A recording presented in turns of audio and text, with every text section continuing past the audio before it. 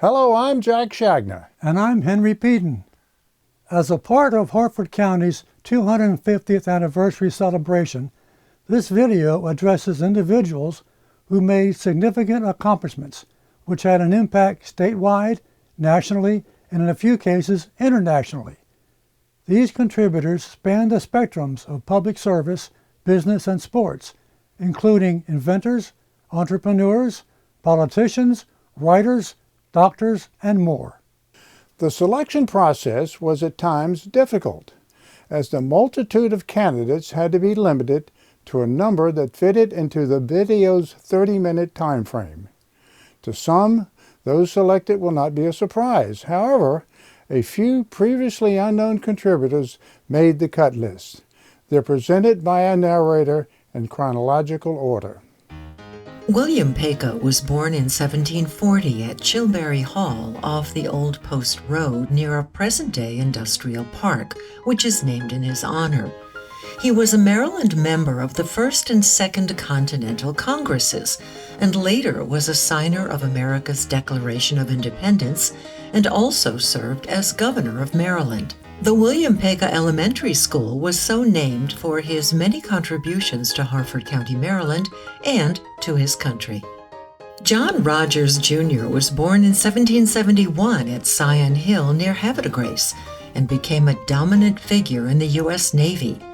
He entered naval service in 1798 as a first lieutenant serving on the frigate Constellation, and in 1805 was placed in command of the U.S. squadron in the Mediterranean during the war with the Barbary pirates. Later he was promoted to Commodore and served as the senior active naval officer in the War of 1812 when he commanded the frigate President and helped to successfully defend Baltimore from the British attack on September 12, 1814.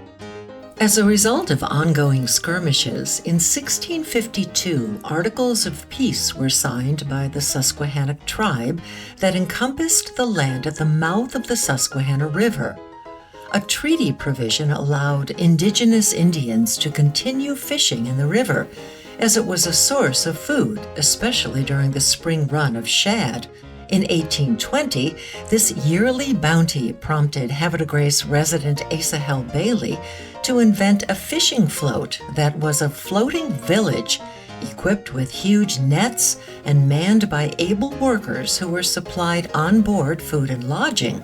The netted shad were salted, packed in wooden barrels, and shipped to many locations along the Atlantic coast. In 1833, James Crawford Nielsen located in Baltimore and became a civil engineer and leading architect.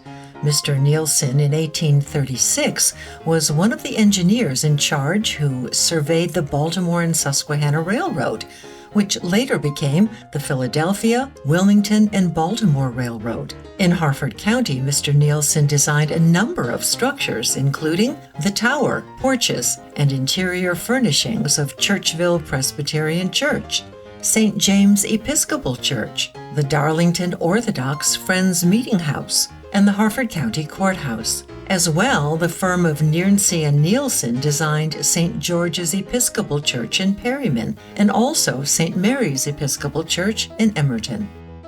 Earlier settlers in Harford County quite often depended on a hillside spring as a source of drinking water, as well as for refrigeration of perishable foods such as milk and butter. Dwellings were most often constructed on higher ground, so hauling water uphill from the spring was a daily chore. This burden was potentially lightened in 1845 when Benjamin S. Benson of Falston patented a so-called hydraulic ram, working on the principle of capturing the force of falling water to automatically pump water up a hill. This seemingly impossible device would revolutionize water delivery to rural farms. In 1848, Reverend William Francis Brand accepted a call to Harford County, where he built what was to become the first rectory at St. Mary's Episcopal Church on Laurel Bush Road, called Findawiri. Plans were then made for the creation and construction of the church on nearby Emerton Road. While much of the design work was by the firm of Nearncy and Nielsen in Baltimore, Reverend Brand found renowned English architect William Butterfield, who designed the windows, which have been called the crown jewels of St. Mary's, and they are the only complete set of Butterfield windows in the United States. Jacob Fussell was born in an area of Falston known as Little Falls in 1819. As a youngster, he apprenticed as a stove fitter, but abandoned that training to operate a dairy business for a Quaker farmer. This involved traveling various routes in Baltimore selling milk and cream. He found the demand to be unpredictable, often having excess dairy supplies, so he used the unsold cream to produce ice cream in a factory in Seven Valleys, Pennsylvania. Finding a ready market, he constructed an ice cream factory in Baltimore, later expanding production to other cities and earning him the title of Father of the Ice Cream Industry. George Washington Baker was born 2 miles west of Aberdeen in 1815 and began his career as a cabinet maker while also shipping timber to Baltimore. This urban connection likely exposed him to the canning industry there, as he later began growing berries and fruit that were shipped by rail to Baltimore canners. In the 1860s, he established his own canning facility for his products, then expanded to corn that later on he canned exclusively. He is recognized as the father of the canning industry in Harford County. Stephen John Seneca was born in Pennsylvania in 1837 and moved with his Swedish father and Irish mother to Havre-de-Grace when he was a small child. After a stint as a telegraph operator and ticket agent for the old Philadelphia, Wilmington, and Baltimore Railroad, in the 1860s, he resigned and then went into the canning business. In 1873, he packed products such as tomatoes using a red cross to identify his brand. Most packers acquired cans from Baltimore, but in 1889, Seneca obtained a patent for soldering seams and decided to produce his own metal containers. After securing another patent to solder tops and bottoms, he began to sell his excess cans and associated canning supplies to other packers. The F.O. Mitchell & Brothers Shoepeg corn packing plant was established in 1882 by Frederick O. and John Parker Mitchell. The original corn kernels came from seed magnates Clark and Woodruff of Milford, Connecticut, who according to tradition called it Knee Plus Extra, but also sold the kernels under the name of Country Gentleman, as its elongated shape resembled small wooden nails used by a cobbler. The Mitchells called it Shoepeg, a name that has really held on. In the 1950s, the packing plant in Perryman opened only about 30 days per year, producing 500,000 cans of corn, advertising with the slogan, "From stalk to the can in 15 minutes." The Shoepeg corn produced at Perryman is no longer available, but can still be found packed by another company that sells it nationwide. In 1866, John A. and William Finney Hanna opened a carriage manufactory in Bel Air on Pennsylvania Avenue, across from the old Presbyterian Church, now Oddfellows Hall. They ran an impressive establishment and 2 years later offered the installation of a device for opening and closing a farm gate while remaining seated in a carriage or wagon. Built into their carriages, they featured the celebrated King and Queen Springs and also advertised, if your carriage will no longer stand and you wish to get another, just call around with cash in hand on John Hanna and his brother. In 1871, John A. Hanna was awarded a patent for an improvement in carriage seat joints, which allowed a seat to be folded back and out of the way. The jump seat name caught on and was used as a marketing tool. During winter months, they also offered the stylish and cheap cutter sleighs. He carried on the business until 1888, at which time it was sold, and on the advice of his doctor, he moved to drier air in Denver, Colorado. In early 1877, a large gathering of local businessmen convened in Forest Hill to hear an address by Stephen Boyd, who previously had served as president of the Peach Bottom Narrow Gauge Railway in nearby Pennsylvania. He strongly urged that by no means accept a broad gauge railroad if you can get a narrow gauge one. They were the cheapest to carry freight as well as passengers, much easier on the road and rolling stock, and far safer. Railroad engineers at the time often followed meandering stream beds, and narrow gauge allowed for tighter turns and less expensive wooden trestles, so his proposal made practical sense. This Forest Hill meeting would later be called the birthplace of the Ma and Pa Railroad. Amanda Taylor Norris was born in 1849 in Harford County into a well-off family, and early on was educated by a private tutor. In 1875, she attended her brother's graduation from a medical school in Baltimore and learned about the Women's Medical College of Pennsylvania in Philadelphia. Intrigued, her father agreed to her attending, where she graduated in 1880. Returning to Baltimore, she established a private practice and taught at the Women's Medical College of Baltimore, becoming the first woman physician in Maryland. Elijah Jefferson Bond came to life in 1847 in Bel Air. His father, William B. Bond, was a judge, so it's not too surprising that Elijah graduated from the University of Maryland Law School, and he practiced his trade in Baltimore. But Elijah had a knack for thinking outside the box, as he invented a steam boiler. But his claim to fame would be the Ouija board that was patented in 1891. He licensed the manufacturing rights to the Kennard Novelty Company in Baltimore, and the board sold well, as it purportedly allowed users to communicate with the dead and also reveal yes or no answers to posed questions. The inventor died in 1921 and was laid to rest in Greenmount Cemetery, where the back of his grave marker now features the image of the Ouija board.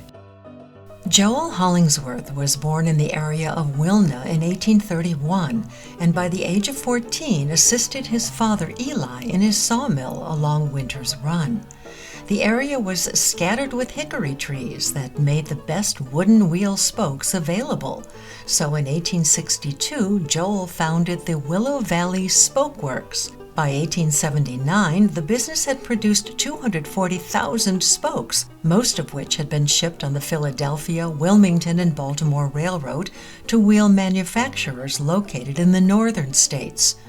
The most unreliable and difficult part of a wheel was the wooden hub, and Joel imagined one clad with iron that would not only be stronger, but more visually appealing. In 1885, he obtained a patent for such a hub and began making wheels that, through advertising, were brought to the attention of carriage builders. The wheel business was very successful and is the reason for the naming of Wheel Road, leading to his manufacturing site.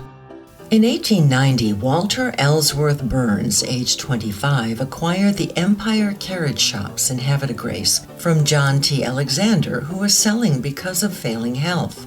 The Aegis and Intelligencer newspaper noted in 1893 that he was drawing attention to his business by entering several nice vehicles for display at the Harford County Fair in Bel Air. By 1894, brothers Jonathan Isaac, Reese Norris, and Charles Brittingham had joined the firm, and a new factory, 38 by 70 feet and 4 stories high, was under construction on Green Street. A trade magazine, the Carriage Monthly, in 1899 noted that W.E. Burns and Brothers is doing a good business in the states of Maryland, Pennsylvania, Delaware, and Virginia. In 1903, they expanded their manufacturing facilities and continued to prosper. But with the advent of the automobile, the carriage business dwindled. An attempt to sell the Overland and Maxwell cars was unsuccessful, and they closed in 1918. Fortunately, one of their carriages can still be seen in Havre de Grace at Bahukas Antique Mall. Dr. Howard Atwood Kelly received his medical degree from the University of Pennsylvania in 1882. In 1883, he joined the then-new Johns Hopkins Hospital in Baltimore and was one of the Big Four, along with Doctors William Henry Welch, William Osler, and William Stewart Halstead, who founded the Johns Hopkins Medical School, where he was the institution's first professor of obstetrics and gynecology. For a summer home in 1897, he built the Liriodendron Mansion in Bel Air, which became an annual retreat for the Kelly family. Today, Dr. Kelly is remembered for his numerous pioneering medical procedures and for the invention of the Kelly clamp and cystoscope. Liriodendron is now a county-owned park and venue for weddings and other social events, and also features an exhibit of Dr. Kelly's work. Mary Eliza Waters Risto graduated from the Maryland State Normal School in 1912 and taught school for several years. And then in 1917, she moved with her mother to their 350-acre family farm, Eden Manor, near Cooptown. Later, returning to school, she studied at Johns Hopkins University and in 1938 earned a law degree from the University of Baltimore. She is recognized as the first woman to serve in the House of Delegates and the State Senate. In 1936, she was a delegate to the Democratic National Convention and also was the first woman clerk of the Circuit Court. The Mary E. W. Risto District Court and Multi-Service Center building in Bel Air is named in her honor. Millard E. Tidings graduated from Havre de Grace High School and later received a bachelor's degree in mechanical engineering from the Maryland Agricultural College in 1910. He furthered his education at the University of Maryland Law School and was admitted to the Harford Bar in August 1913. Between 1916 and 1920, he was a member of the Maryland House of Delegates and was Speaker of the House in 1920. He served as a state senator, U.S. Congressman, and U.S. Senator, where he was chairman of the Armed Forces Committee, a member of the Foreign Relations Committee, the Joint Committee on Atomic Energy, and the Majority Policy Commission. In addition to his distinctive service, he's also remembered as the owner of Oakington, a beautiful 550-acre estate on the Chesapeake Bay near Havre de Grace. He died there in 1961 and was buried in Angel Hill Cemetery. Harvey Smith Ledoux was born into a wealthy and well-traveled family in Manhattan, New York City in 1887. He spent time traveling in England and Europe and developed a passion for fox hunting. In 1928, he acquired property in Harford County along Jarrettsville Pike, not far from the Elkridge Harford Hunt Club. After he remodeled the existing estate house, he set about establishing a topiary garden based on visions from his travels. The results earned him a medal from the Garden Club of America for the most outstanding topiary in America. Ledoux died in 1976, but the house and gardens are open to visitors.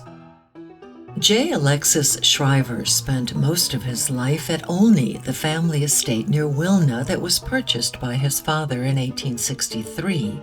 He was, for many years, Harford County's most aggressive promoter of small public utility companies, organizing a telephone company in the county and managing an expanding Bel Air Electric Company, as well as the Bel Air Water Company. Many historical markers placed throughout Maryland commemorating noteworthy incidents and persons will long stand as monuments to Mr. Shriver, who was primarily responsible for their erection after being appointed to serve in that capacity by the governor of Maryland. He was a noted historian and wrote a book titled Lafayette in Harford County in 1931. He can rightly be considered as Harford County's most noteworthy entrepreneur. Warnell Franklin Lester was born in 1931 in Havre de Grace, but grew up in Bel Air and was a graduate of the old Central Consolidated School in Hickory. He told a reporter that he learned to defend himself after a bully punched him in the mouth and made him cry. In the 1940s, he started boxing in gyms in Baltimore and Havre de Grace, and later in 1952 entered the Army and was assigned to a special unit boxing team. He defeated Army, Navy, Air Force, and Marine boxers for the Inter-Service Championship. He turned professional in 1954 and fought in 26 heavyweight bouts, winning 20, losing 5 with 1 draw. He got the name Boom Boom in a gym, as whenever his right hand connected on a bag, it seemed the entire building would shake. Cornelia Lind Meggs was born in 1884 in Rock Island, Illinois, but moved with her family to Keokuk, Iowa, where she spent her formative years. Over 2 decades, she was associated with Bryn Mawr College in Pennsylvania, first as a student in the class of 1908, and later as an instructor, professor, and finally Professor Emeritus of English, retiring in 1950. Miss Meggs also received an honorary Doctor of Humane Letters and taught for 1 year at the New School for Social Research in New York City. She moved to the historic Scion Hill near Havre de Grace in 1953, where she wrote What Makes a College? A History of Bryn Mawr in 1956, Wild Geese Flying in 1957, and the 150th anniversary history of St. John's Church, Havre de Grace in 1959. Miss Meggs never married and died in 1973. Stuart Oscar Day was born in 1865 and grew up on a dairy farm in the Highland area where he attended high school. He subsequently graduated from the University of Maryland Law School in 1926 and was admitted to the bar, thereafter securing a position with the law firm of Robert Archer and Millard Tidings in Bel Air. From 1926 to 1946, he served as a referee in bankruptcy in Harford County, and in 1954 he was elected a judge of the circuit court, serving to 1967. During the first 10 years of his tenure, he was the first judge to have a law clerk. He created the office of juvenile master in 1960. He instituted a second judgeship that was formed in 1963. He organized the trial magistrate system, initiating a people's court, and he worked to establish a complete probation department. He had a truly remarkable public service career. Calvin Edwin Ripken Jr. was born in Havre de Grace, although the Ripken family considered Aberdeen their home. His father, Cal Sr., had joined the Orioles organization in 1957 and would spend 36 years with the team as a player, manager, coach, scout, and minor league instructor. Cal Jr. grew up sometime traveling with his father when the Baltimore Orioles played away games and absorbed the game of baseball through first-hand exposure and also from his father, who was known as an excellent teacher. After playing in high school, he was drafted by the Orioles and subsequently spent time with minor league teams, making his Oriole debut in 1981. He played third base and later shortstop. From 1987 to 1992, the brother of Cal Jr., William, known as Billy the Kid, played for the Orioles, and this was the first time in baseball history that 2 brothers were managed by their father in the major leagues. Cal Jr. has been recognized as one of the best that ever played shortstop. His 17-year consecutive games played ended in 1998, earning him the title of the Iron Man. R. Madison Mitchell was born in 1901 and educated in the public schools of Havre de Grace, and later attended Baltimore Business College. He received an embalmer's license in 1922 and thereafter opened his funeral home in Havre de Grace on South Washington Street. During slow undertaking times, he began carving decoys and undoubtedly became the best known and most prolific of all Harford County decoy makers. By introducing assembly line methods, he produced an estimated 100,000 decoys and became the driving force in having Havre de Grace identified as the decoy capital of the world.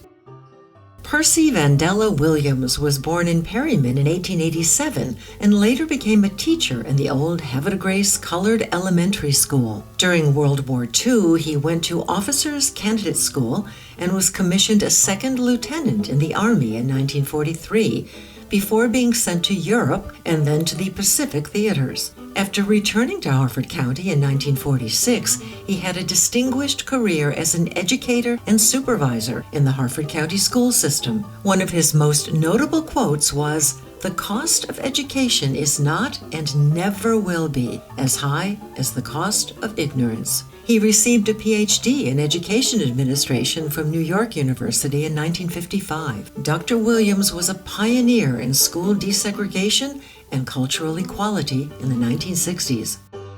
Milton Atchison Record was born in 1879 and graduated from Bel Air High School in 1896. He enlisted as a private in the Maryland National Guard in 1901 and was promoted to first sergeant in the same year. In 1903, he was commissioned as a captain and rose through the military ranks, becoming a brigadier general in 1920. He received numerous decorations, including the Bronze Star and French Legion of Honor. In 1984, the Bel Air Armory, having been renovated, was dedicated as the Milton A. Record Armory.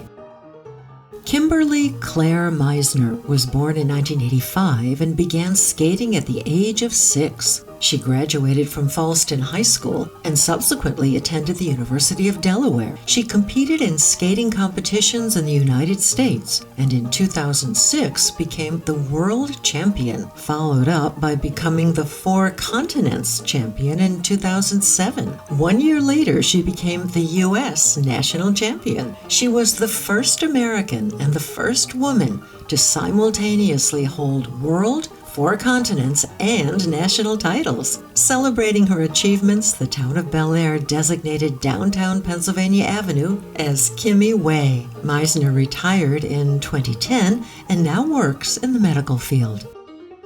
In 1956, 2 commercial aircraft collided over the Grand Canyon, killing all aboard. This disaster led Bendix Radio to develop an airborne collision avoidance system. An effort was undertaken using vacuum tube technology, but the resulting hardware was far too bulky for an aircraft installation. Fast forward to 1981, when the Federal Aviation Administration awarded a contract to Bendix for an approach based on advances in antenna technology, new digital computer processing chips, and software engineering advances that culminated in a successful solution called the Traffic Alert and Collision Avoidance System, known as TCAS. In 1990, the world's first TCAS was certified by the FAA for commercial aircraft. The leader of this proof of concept had been a Falston native, J. Emery Reed, whose unwavering leadership over time has resulted in saving thousands of lives internationally.